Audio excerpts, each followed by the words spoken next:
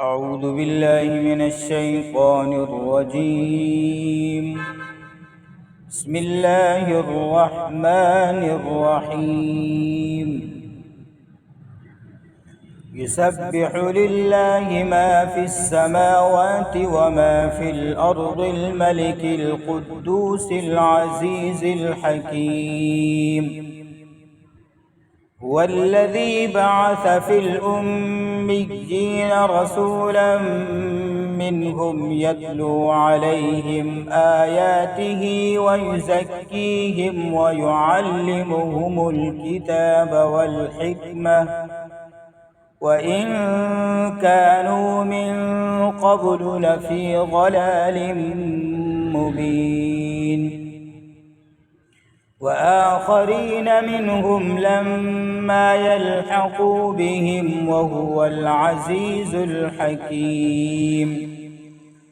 ذلك فضل الله يؤتيه من يشاء والله ذو الفضل العظيم. مثل الذين حملوا التوراة ثم لم يحملوها كمثل الحمار يحمل أسفارا بئس مثل القوم الذين كذبوا بآيات الله والله لا يهدي القوم الظالمين.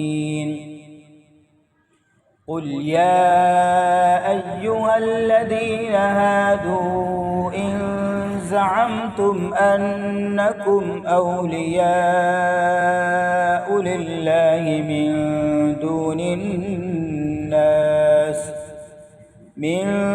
دون الناس فتمنوا الموت إن كنتم صادقين ولا يتمنونه أبدا بما قدمت أيديهم والله عليم بالظالمين. قل إن الموت الذي تفرون منه فإنه ملاقيكم ثم تردون إلى عالم